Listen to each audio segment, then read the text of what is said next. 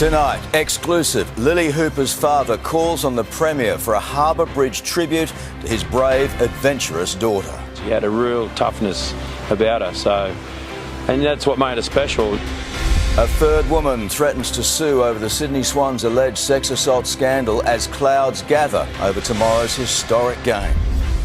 Stabbed in the chest, a teenage boy fighting for life after being attacked at Terrigal.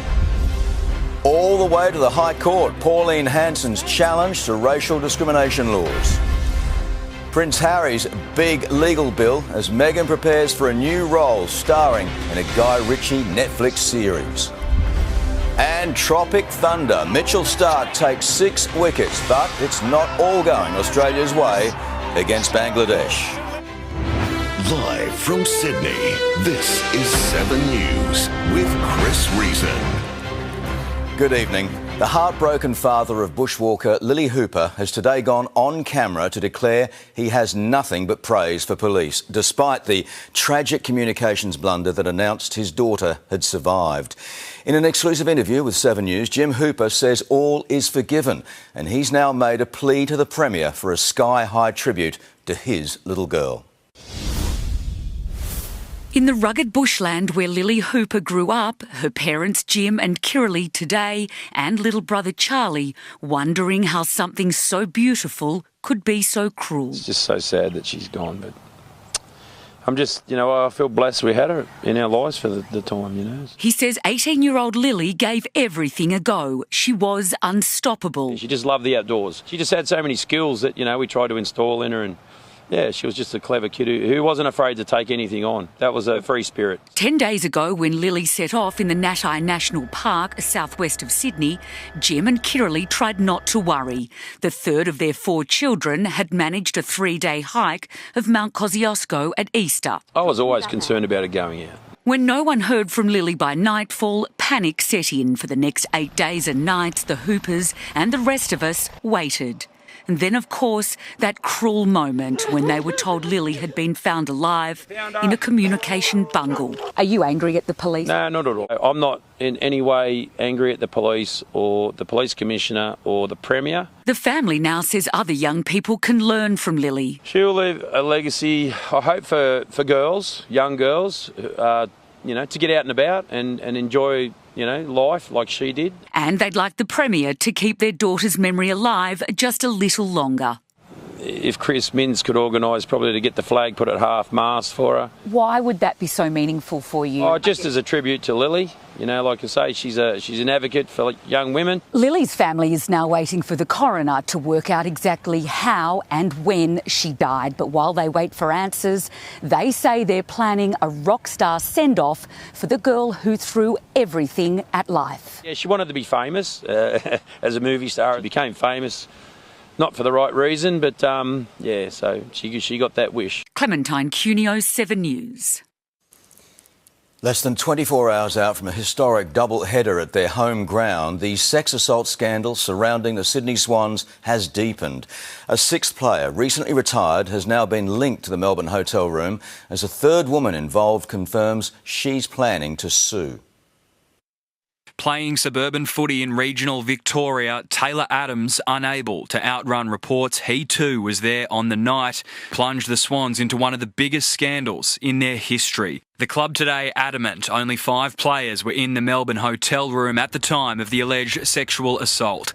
It's unclear at what stage Adams, a former Swans midfielder, was allegedly in the room. He only stopped playing for the club 2 months ago. The bombshell dropping as a third woman involved now says she is planning to take legal action. She's extremely distressed about what has occurred and is receiving support. Back home, Swans HQ silent and subdued, 24 hours out from a historic game. A sombre captain, Callum Mills, arriving, but no captain's run as the scandal deepened yet again. Police releasing a new statement, changing wording to say a number of people have been spoken to. The club hitting back at suggestions officials were inside the room, saying they categorically confirmed that no member of staff is involved in the investigation.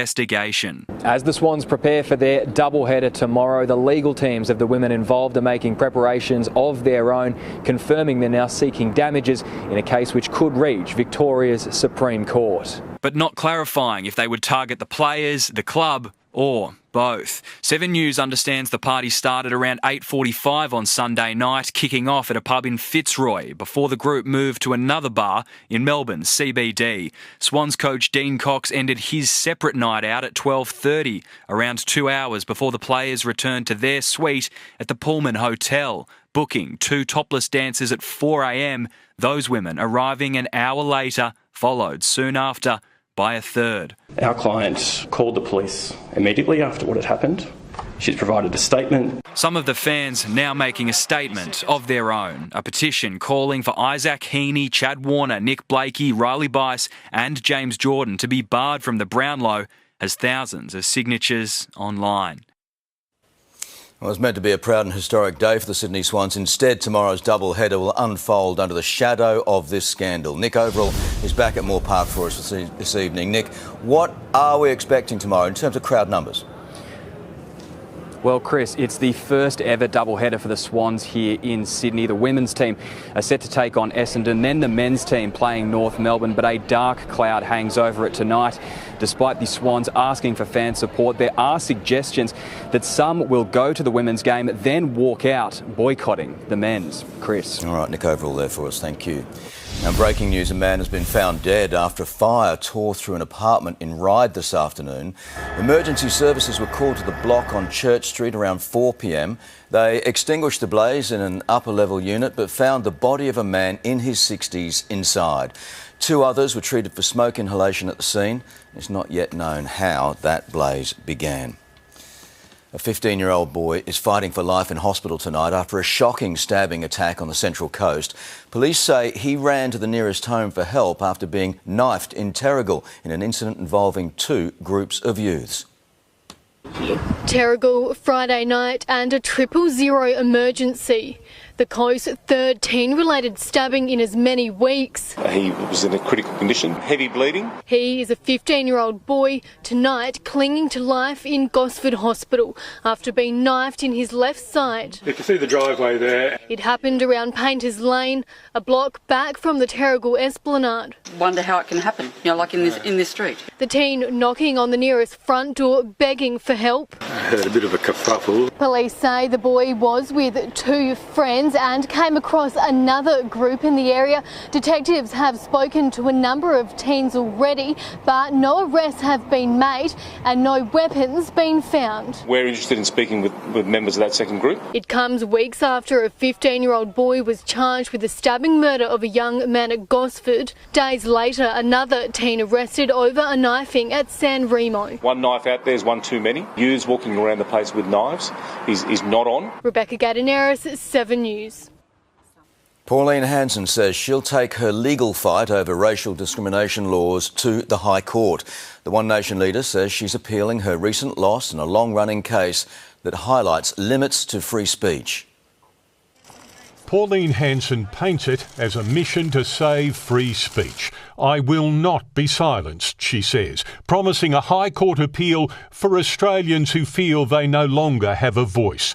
Her legal fight with Greens Senator Marine Faruqi from a 4-year-old social media spat, Hanson telling her rival to piss off back to Pakistan. Just last month, the federal court upheld an earlier ruling that Hanson's comments breached the Racial Discrimination Act. Section 18C outlaws comments that offend, insult, humiliate or intimidate based on race. Tony Abbott, who considered watering down 18C when he was Prime Minister, speaking out again today as he lined up for the annual charity bike ride Polypedal. Frankly, Section 18C as currently constituted is a risk to free speech, as we're seeing. I think it's pretty hard to say we should have more racist hate speech than we currently have. But Pauline Hanson argues government should never get to choose what Australians are allowed to say. The One Nation firebrand now seeks leave to argue as much here, her last legal stop. As others wave off talk of change, Pauline Hanson is taking one more shot to force a rethink of the law. I don't think you should resort to courts. You've got plenty of other opportunities to do that. If they want to change our laws on racial hatred, I think they need to make clear What racist thing is it that they want to say that they think they're not allowed to say? And National Security Editor Tim Lester joins us now live from Parliament House. Tim, the Home Affairs Minister also spoke today about this week's Russian spy arrest. Yes, 27-year-old Vladimir Teslov from Victoria arrested Thursday in Brisbane, Chris. Now, he is accused of joining Ukraine's military to assist in gathering information and passing it on to Russian intelligence to help the forces attacking Ukraine. Tony Burke says Australia will not be used as a base for such operations. I couldn't be more impressed with the work of the Australian Federal Police on this one. Any foreign interference is alarming. This is another government. Foreign interference is another government interfering in our political processes. Teslov is due in court in early October. Chris. I'm sure you'll be watching. Thank you, Tim, for that. Now, Sydney Airport, already plagued by a string of near misses on its runways, is now facing an all-new fiasco. Pilots say a lack of working arrival gates is forcing aircraft to queue up on the tarmac for up to 90 minutes. They say unreliable power supply to gates at the international terminal is causing bottlenecks during the morning peak. The airport denies any problems but does say it's upgrading gate infrastructure. Well, Prince Harry's grand plans to return to the UK have suffered a sobering setback. He's been ordered to pay out millions to the Daily Mail newspaper after losing a high-profile court battle against them. It comes as Meghan is about to make a surprise return to her acting career. Weeks before Prince Harry's return to the UK, a brutal reminder of why he left. Handed an eye-watering legal bill after losing his High Court battle with the Daily Mail. He will feel really, really furious, I would thought. An initial $18 million payment due in a week, split between he and 6 co-claimants, including Elton John and Liz Hurley, whose case the judge slammed as unreasonable, speculative and lacking a proper evidential foundation. And despite being insured for $31 million, Victoria's publisher Associated Newspapers, that labels the ruling an overwhelming victory, will fight over the coming months for a total $65 million. The question before Prince Harry and his fellow star claimants is, do they appeal? But the bruising judgment brings with it a second dilemma. Do the Sussexes want to begin their new life in the UK fighting an old and likely ill-fated legal battle? Because it's not all covered by the insurance, they're going to have to dip into their pockets. It's a very bitter pill. All potentially funded by Meghan's return to acting in the UK. Should we play or should we talk? The Duchess of Sussex in talks to star in Guy Ritchie's Netflix hit The Gentleman, in a role styled as the ultimate temptress 8 years after leaving her role in Suits. Wow, you're pretty. Good. You've hit on me. We can get it out of the way that I am not interested. The role understood to have brought forward the couple's planned return. Another factor, security officials reportedly revisiting whether to provide the prince's family the taxpayer-funded security they lost when they relinquished their royal work. One fewer financial burden and one more reason to pack their bags. In London, Ben Downey, 7 News. Well, Australia's wasted no time taking brutal revenge on Bangladesh in the second test. Mel McLaughlin is in Mackay for us tonight. Mel, Australia's bowlers were at their destructive best. Oh, Rezo, it was a wild start to the day and there was no shortage of wickets here. 18 fell in a wild opening day as Australia responded from their first test shock in Darwin. Mitchell Starc did the damage from the very first ball, taking a 6-wicket haul.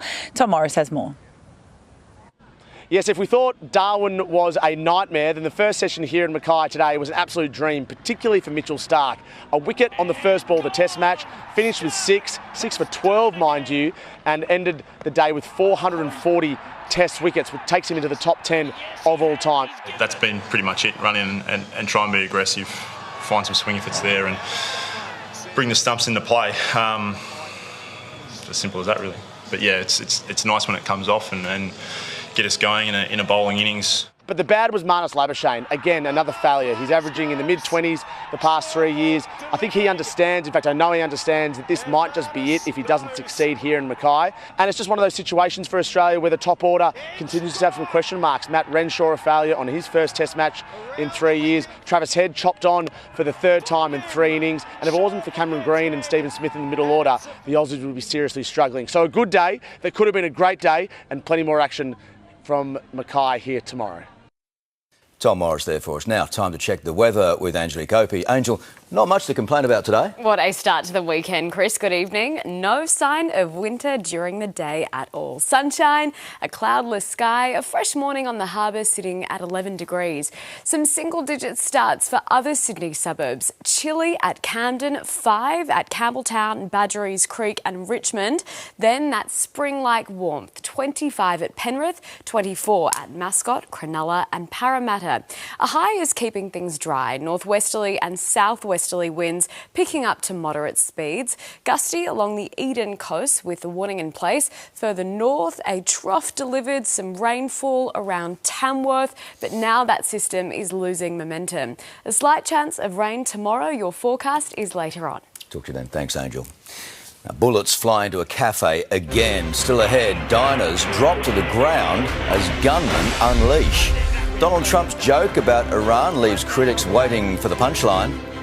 Sailors on board Viva La Vida, lucky to be alive, the luxury yacht capsizing. Forgotten soldiers finally remembered. Australia's oldest World War I memorial in Balmain gets a much-needed update. And could the key ingredient to beating brain fog be sitting on the supermarket shelf? Melbourne's tobacco turf wars have taken another dangerous turn.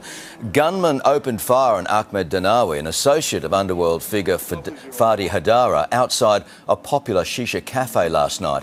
He was drinking coffee with a friend when a car pulled up.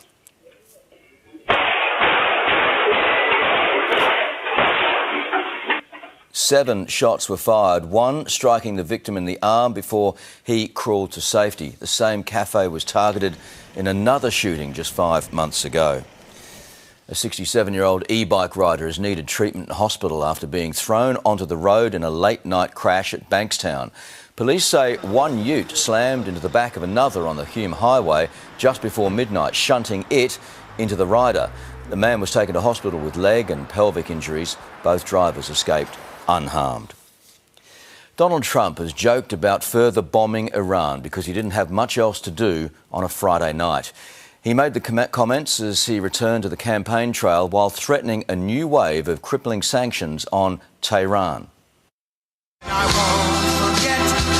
The US president back on the campaign trail. Too big to rig.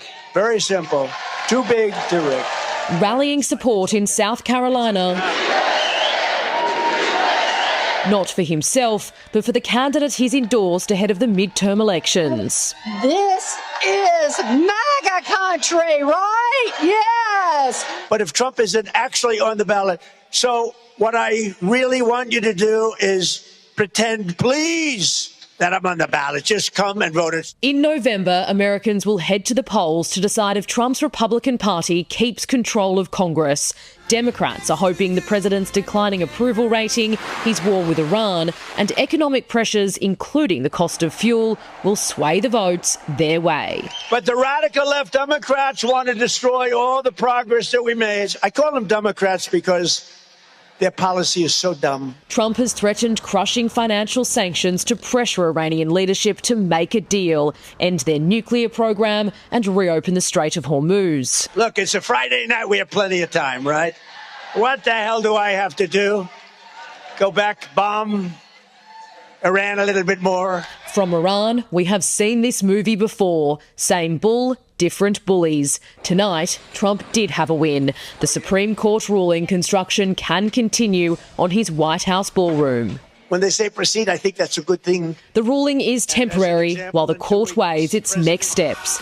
In Washington, Miley Hogan, 7 News. There's been a deadly Russian drone strike on a shopping centre in Ukraine, with President Volodymyr Zelensky vowing to respond to the attack on his hometown. At least 15 people were killed and another 130 injured in what's been described as a cynical and despicable attack. It began with an initial strike on the centre before a second wave minutes later targeting arriving emergency workers. Severe droughts in Europe have uncovered a shipwreck thought long lost. The wreck of a World War II Nazi tugboat has emerged from a dried-up river in Serbia. During its service, the vessel transported equipment and wounded fighters and went down in 1945 when she struck a German mine, where she's remained ever since. Well, the people of Balmain in Sydney's inner west have today made peace with their wartime history. They've added the names of another 200 residents killed in the First World War, who've been left off the list on the suburb's century-old memorial. We have made good our recognition and respect for every local person who was killed in the First World War, and that is a very good thing.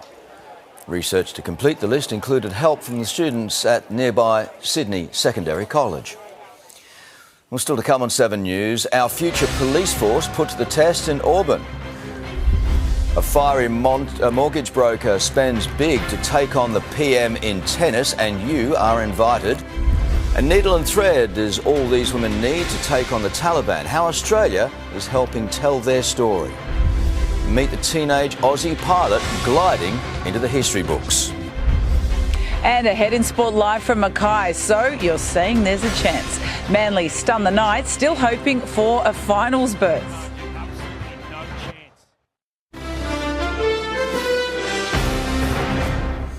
Well, future first responders have been put through their paces, challenged to see if they've got it what it takes for a career in law enforcement. An expo has given students a chance to try their hand at forensics, crime and rescue operations. They look the part and soon they could be fighting crime on the front line. Students investigating future careers on the beat at the You Should Be a Cop program. Definitely something I'm considering, and being here is very helpful as well because there's so many people I can talk to about it. Hundreds rubbing shoulders with the professionals preparing to take on those brushing with the law.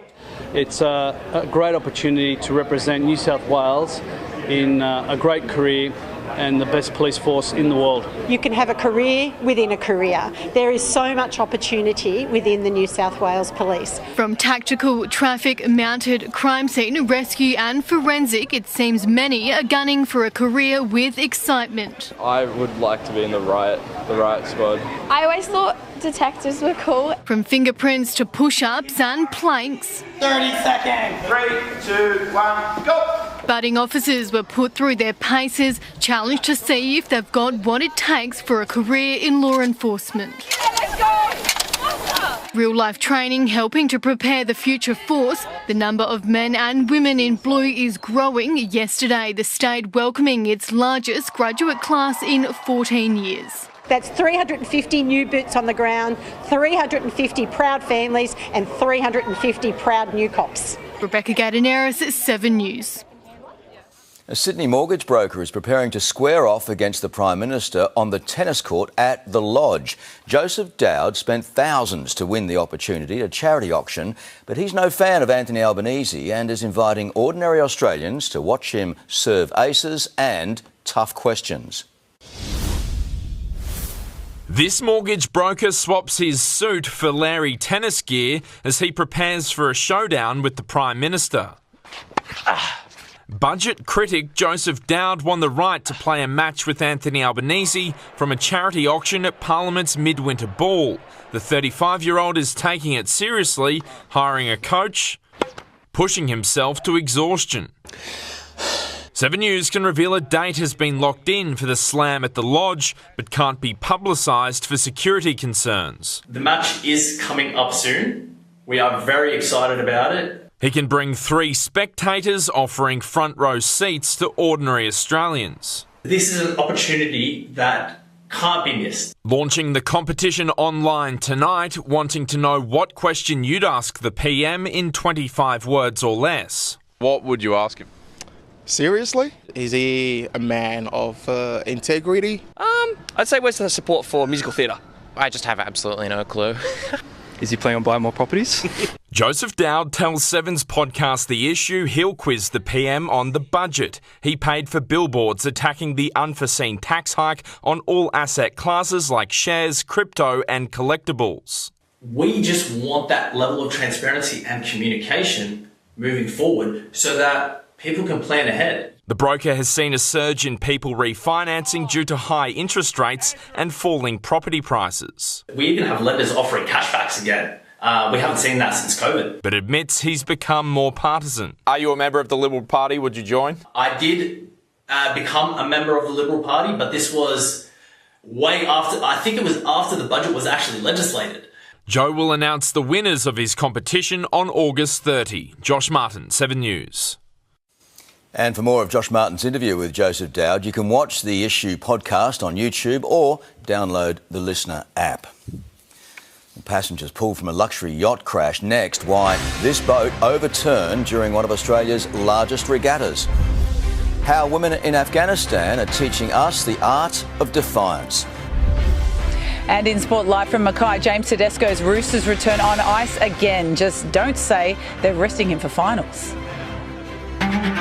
Tomorrow on Weekend Sunrise, are we getting mealtimes wrong? The new science behind your food body clock. Plus, Australian stars Don Spencer and Emma Memma are live. That's tomorrow from 7 a.m.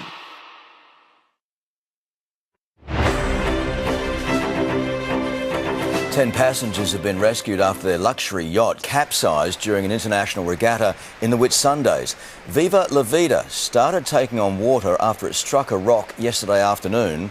The boat was competing in the Hamilton Island Race Week with 2 American sailors at the helm. We actually came back when they called a mayday. It's incredible how quickly it's sinking. Everyone on board was ferried to a marina unhurt. Well, it might seem like a handy skill for those good with a thread and needle, but for women in Afghanistan, embroidery means so much more. It's now become a tool to tell the world about Taliban repression, and an Australian is helping local artists tell that story.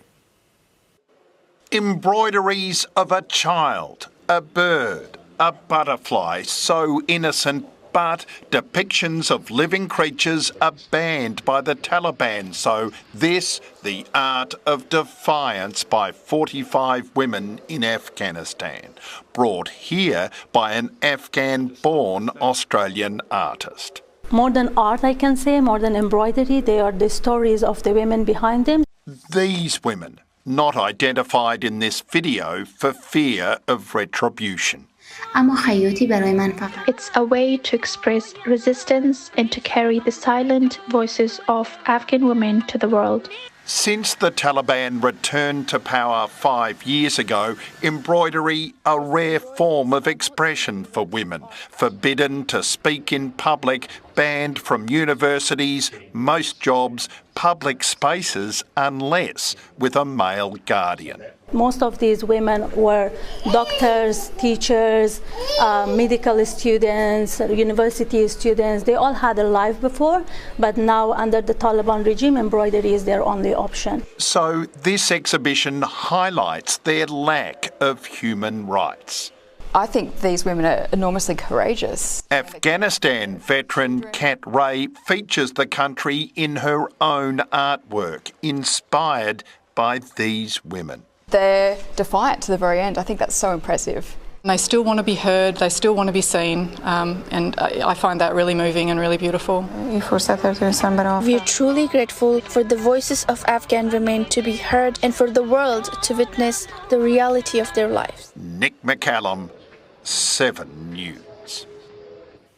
Well, it was a proud night for Channel 7 at the New South Wales Journalism Kennedy Awards last night. We bagged a swag of trophies, including Spotlight winning Best Current Affairs for its story Face to Face with My Child's Killer.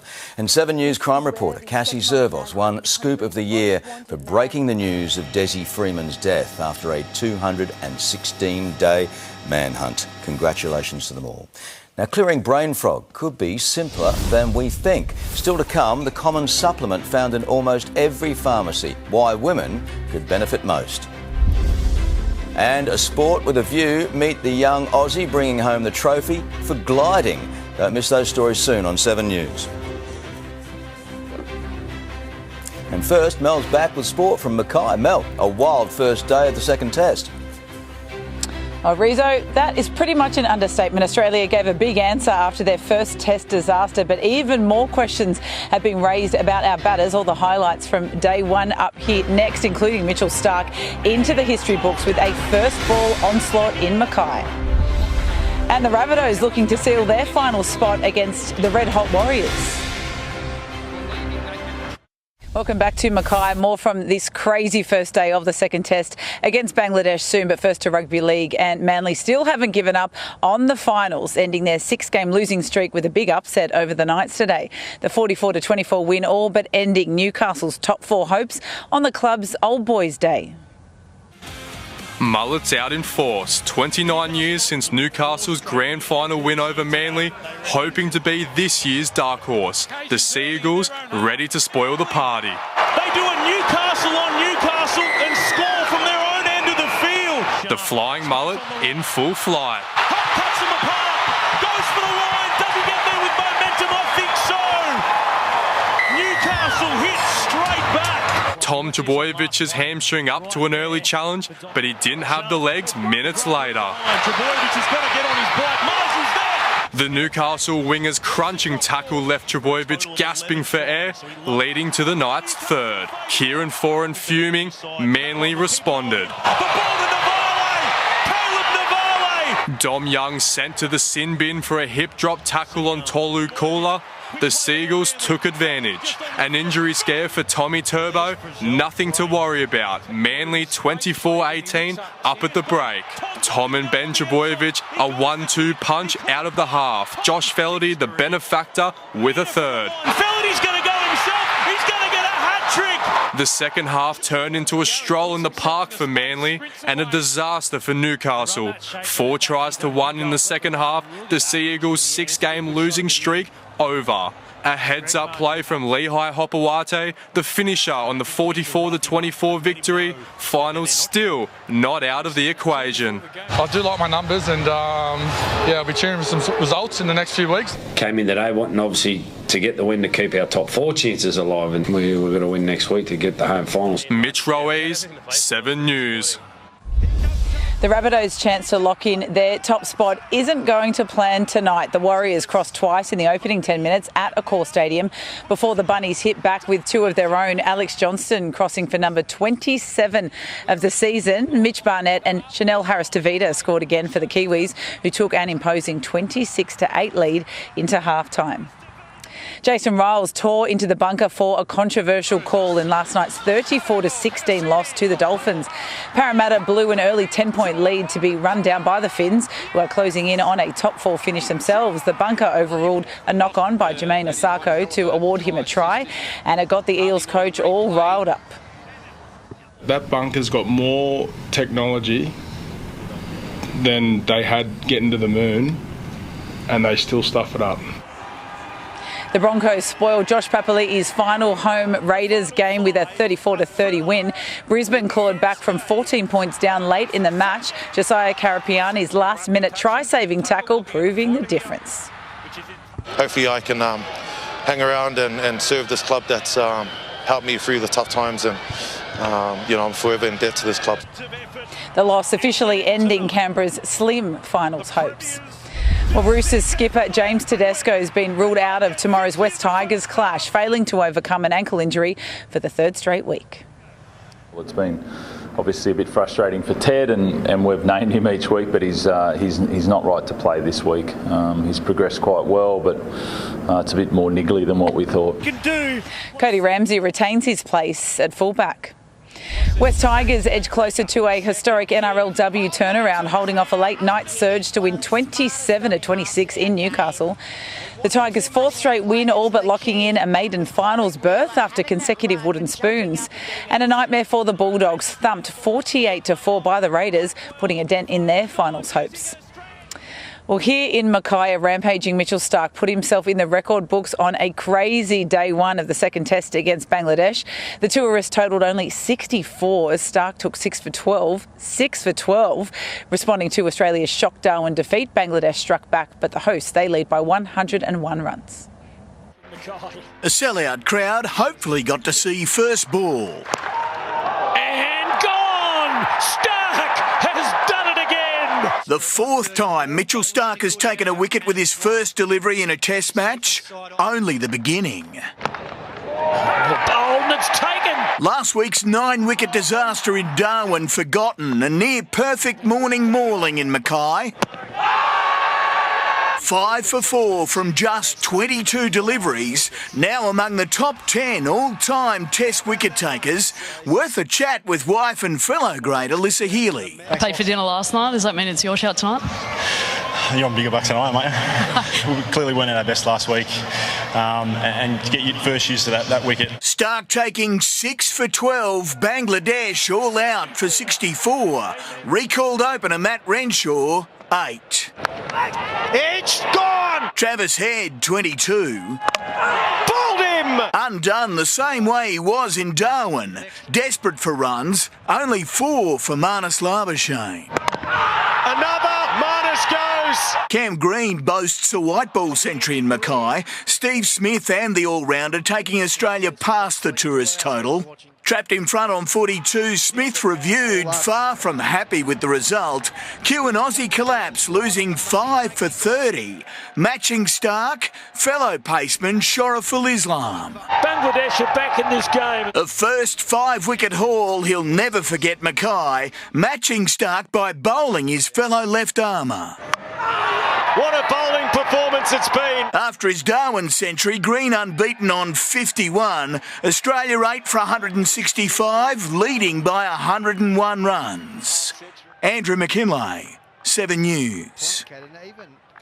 Will Brown ended a 12-month victory drought in the supercars, taking out today's second race in Ipswich. Rylan Gray went into the gravel late to bring out the safety car, turning into the last 6 laps into a shootout. Brown held off Brodie Kostecki for the win, bringing his dad Shane to tears. Kostecki beat out pole sitter Matt Payne to win today's first race. Well, back from the mid-season break, McLaren's upgrades are showing promising signs at the Dutch Grand Prix. Oscar Piastri qualified 4th for tonight's sprint race, with teammate Lando Norris second behind Mercedes' George Russell on pole. Championship leader Kimi Antonelli's in 5th. Chris Waller's superstar mare Autumn Glow returned with a bang, taking out the Winx Stakes at Royal Randwick today. Ridden by James McDonald, the 5-year-old surged away from Shiza Alibi on the back straight to win the 1200 metres Group 1, taking her to 12 victories from 13 starts now. World number 1 Jannik Sinner has pulled out of next week's US Open. The 5-time Grand Slam champion has been unable to overcome a knee issue that sidelined him since winning a second straight Wimbledon title last month. It is a boost for his great rival Carlos Alcaraz, who will make his return at Flushing Meadows after 4 months out with a wrist injury. And Arsenal's Premier League defence is off to the perfect start, thumping newly promoted Coventry 3-0 this morning. The Gunners showed no signs of rust in the season opener, making light work of the Sky Blues in their first top-flight game in 25 years. Rizzo, absolutely glorious here in Mackay. It was sold out today. It's sold out again tomorrow. They are loving having their first Test match ever in this, in this venue, but hopefully it goes more than 2 days. Hopefully, let's get to 3. It was a Mitchell masterclass today. We loved it all. Thanks so much, Mel. A bit going on. Now, a common supplement found in almost every pharmacy is being tested as a potential treatment for brain fog. Australian researchers are investigating whether creatine, better known for building muscle, could also sharpen the mind. You walk into a room and suddenly blank, or a name, a word, a thought just disappears.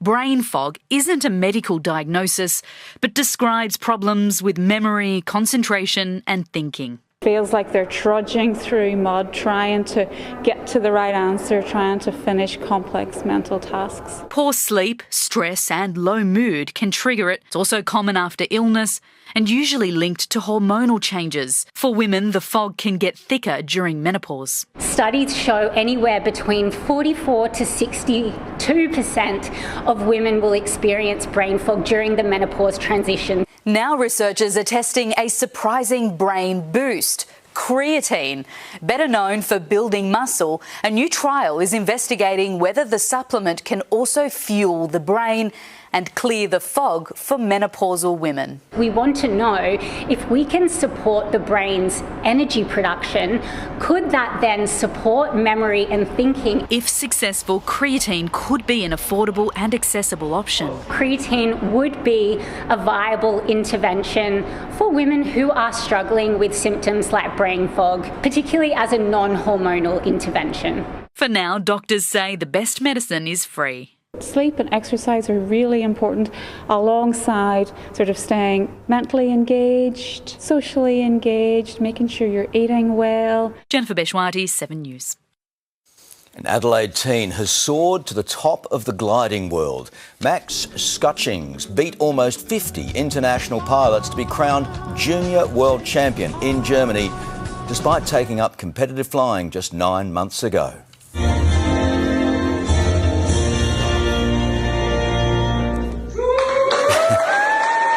Yeah, it didn't feel real. It took a while to set in. Max now hopes to turn his passion into a career as an Air Force pilot. Time for another high flyer now. The weather forecast with Angelique. Opie, Angel, how is the rest of the weekend looking? Chris, hello again. For the most part, staying dry, some warmth to start the working week, but there's a short grey spell on the way. Details next. The new Sunday, exclusive, mould emergency, the new four-legged detectives. Even the best of inspectors sometimes have absolutely no clue. Dogs with a super-sniffing secret, smelling hidden mould before you can see it. A dog's nose is infinitely more sensitive than a human nose. After just a couple weeks of training can do really amazing things. Plus, how to mould-proof your home ahead of spring. 7 News, Sunday at 6. A possible sprinkle tomorrow, but we should have a dose of afternoon sunshine. Lovely daytime conditions today, reaching 24 degrees. Moderate northwesterlies at times. It's cooled down significantly, 16 right now. To the satellite image, cloud cover has stretched over much of the state, turning into a rain-bearing trough over northern pockets of New South Wales. It's slowly weakened through the day, Sydney avoiding any of that overcast weather. A large part of the picture is a high pressure system producing dry and settled conditions. Onshore winds will start to bring about the showers and the odd thunderstorm. A series of troughs and fronts will sweep in from the west from Monday, conditions turning unsettled as the week begins. Checking the capitals, Mackay, sunshine for day 2 of the test. Brisbane, a medium chance of showers. Frosty in Canberra to start. Staying dry across the southeast, 17 at Melbourne, 19 at Adelaide. Perth, a medium chance of showers. Zooming into New South Wales, areas of fog and frost across the ranges, central and southern inland, cooling right down to 0 at Bathurst, 1 at Orange and Mudgee, warmest tops at Tibooburra and Moree, 23 degrees, some light rain rolling in along parts of the coast. Sydney suburbs, there may be some very isolated light falls mid-morning and around lunch, particularly along the coast. Slightly cooler day, partly cloudy all in all. Tops hovering between 18 to 20 degrees, 20 at Manly, Mascot, Fairfield and Liverpool, 19 at Parramatta and Hornsby, wintry 13 for Katoomba, a cool start at Campbelltown and Camden.